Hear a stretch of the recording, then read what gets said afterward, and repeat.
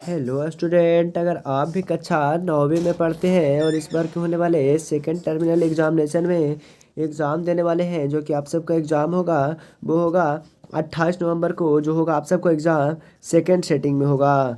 तो चलिए आप सबको उसके लिए वायरल प्रश्न पत्र लेकर आ गए हैं। जो एग्ज़ाम होगा सेकंड सेटिंग में वो होगा आप सबका सोशल साइंस यानी सामाजिक विज्ञान का एग्ज़ाम होगा। उसका जो है वायरल पेपर लेकर आ गए हैं हम। वायरल प्रश्न पत्र है, जो इसका वायरल प्रश्न पत्र है उसका सब्जेक्ट कोड है वो हो जाएगा 111, जिसका समय जो हो जाएगा वो 1 घंटा 30 मिनट का समय दिया जाएगा, जिसका पूर्णांक हो जाएगा 50। चलिए अपने बिना कोई देरी किए हुए प्रश्न की तरफ चलते हैं। तुम्हारा पहला नंबर प्रश्न है वो क्या कह रहा है, कह रहा है कि प्रथम विश्व युद्ध कब प्रारंभ हुआ, तो वो हुआ था 1914 ईस्वी में। ऑप्शन नंबर डी बिल्कुल करेक्ट हो जाएगा। चलिए अगले नंबर प्रश्न की ओर चलते हैं। अगला नंबर प्रश्न है जो कि क्या कर रहा है, कह रहा है कि द्वितीय विश्व युद्ध में पहला एटम बम कहाँ गिराया गया था, तो कहाँ गिराया गया था, हिरोशिमा में, यानी ऑप्शन नंबर ए बिल्कुल करेक्ट हो जाएगा। अगर पूछ देगा द्वितीय विश्व युद्ध में पहला एटम बम कहाँ गिराया गया था और किस देश में गिराया गया था, तो हिरोशिमा, और किस देश में गिराया गया था, तो वो हो जाएगा जापान, यानी ऑप्शन नंबर ए बिल्कुल करेक्ट हो जाएगा। चलिए अगले नंबर प्रश्न की ओर चलते हैं। अगला नंबर प्रश्न है वो क्या कह रहा है कि जर्मनी को पराजित करने का श्रेय किस देश को है, तो किस देश को है, वो रूस को मिल जाएगा, यानी ऑप्शन नंबर बी बिल्कुल करेक्ट हो जाएगा। चलिए अगले नंबर प्रश्न को चलते हैं। अगला नंबर प्रश्न हमारा क्या कह रहा है कि वर्षीय संबंध के फलस्वरूप निम्न में से किस महादेश का मानचित्र बदल गया, तो किस देश का बदल गया था, तो वो ऑस्ट्रेलिया का, यानी ऑप्शन नंबर बी बिल्कुल करेक्ट हो जाएगा। चलिए अगले नंबर प्रश्न की ओर चलते हैं। अगला नंबर प्रश्न है वो क्या कह रहा है कि नाजी पार्टी का चिन्ह क्या था, तो क्या था, स्वास्तिक था, यानी ऑप्शन नंबर बी बिल्कुल करेक्ट हो जाएगा। चलिए अगला नंबर प्रश्न की ओर चलता है। अगला नंबर प्रश्न है वो क्या कर रहा है, माइन काम्प किसकी रचना है, तो माइन काम्प किसकी रचना हो जाएगी, तो किसकी रचना हो जाएगी, हिटलर की, ऑप्शन नंबर बी बिल्कुल करेक्ट हो जाएगा।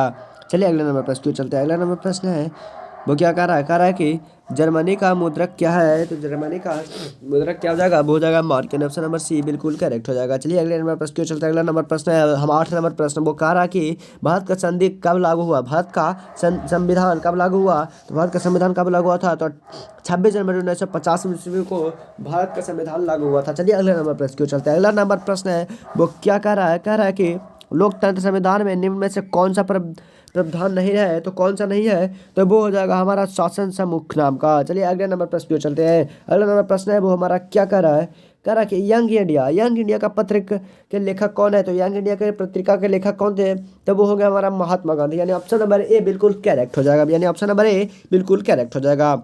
चलिए अगले नंबर प्रश्न पे चलते हैं। 11 नंबर प्रश्न है वो क्या कह रहा है, भारत में किस प्रकार का शासन प्रणाली पाई जाती है, तो किस प्रकार की शासन प्रणाली पाई जाती है, तो हमारे लोकतंत्र राजतंत्र की प्रणाली पाई जाती है, यानी ऑप्शन नंबर ए बिल्कुल करेक्ट हो जाएगा। चलिए अगले नंबर प्रश्न की ओर चलते हैं। अगला नंबर प्रश्न है जो कि कह रहा है कि लोकसभा का चुनाव कितने वर्षों के अंतराल पर होता है, तो कितने वर्षों के अंतराल पर होता है, तो 5 वर्षों के अंतराल पर होता है, यानी ऑप्शन नंबर सी बिल्कुल करेक्ट हो जाएगा।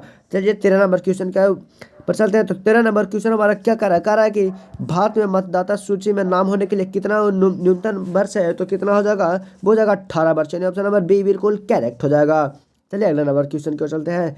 जो कि 14 नंबर क्वेश्चन है वो कह रहा है कि एमएलए किसे कहा जाता है, एमएलए किसे कहा जाता है, तो एमएलए कहा जाता है विधान परिषद के सदस्य के, यानी ऑप्शन नंबर बी बिल्कुल करेक्ट हो जाएगा। चलिए अगले नंबर प्रश्न की ओर चलते हैं। अगला नंबर प्रश्न क्या कह रहा है कि भरतपुरी पश्चिम बिहार कहाँ स्थित है, तो कहाँ स्थित है, तो वो राजस्थान में स्थित है, यानी ऑप्शन नंबर सी बिल्कुल करेक्ट हो जाएगा।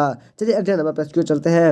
अगला नंबर प्रश्न है वो क्या कह रहा है, भारत में सर्वाधिक साक्षरता दर किस राज्य की है, तो किस राज्य की है, तो वो हो जाएगा हमारा बिहार, हमारा महाराष्ट्र हो जाएगा, यानी ऑप्शन नंबर बी बिल्कुल करेक्ट हो जाएगा। चलिए अगले नंबर प्रश्न को चलता है। अगले नंबर प्रश्न हमारा क्या कह रहा है कि भारत में वन्य जीव संरक्षण अधिनियम कब लागू हुआ, तो कब लागू हुआ था, तो वो हुआ था 1972 में, ऑप्शन नंबर बी बिल्कुल करेक्ट हो जाएगा। चलिए अगले नंबर प्रश्न की ओर चलते हैं। अगला नंबर प्रश्न है जो कर विश्व में सर्वाधिक वर्षा होने वाली किस स्थान पर होती है, तो किस स्थान पर होती है, तो वो होती है मानसीन राम पर, मानसीन राम, ऑप्शन नंबर सी बिल्कुल करेक्ट हो जाएगा। चलिए अगले नंबर प्रश्न की ओर चलते हैं।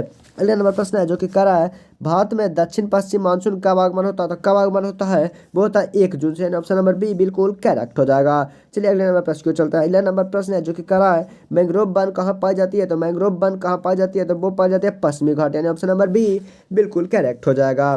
चलिए अगले नंबर प्रश्न की ओर चलते हैं। 21 नंबर प्रश्न है वो कह रहा है कि भारत की औसतन आयु की रचना क्या है, तो क्या है, वो हो जाएगा 70 वर्ष, ऑप्शन नंबर डी बिल्कुल करेक्ट हो जाएगा। चलिए अगले नंबर प्रश्न की ओर चलते हैं।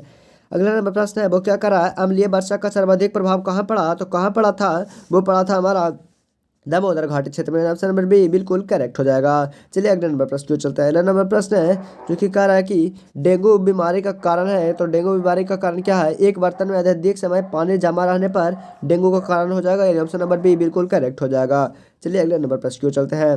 अगला नंबर प्रश्न है जो कि कह रहा है कि भोपाल में रासायनिक गैस रिसाव हुआ कब हुआ था, तो कब हुआ था, 1984, यानी ऑप्शन नंबर बी बिल्कुल करेक्ट हो जाएगा।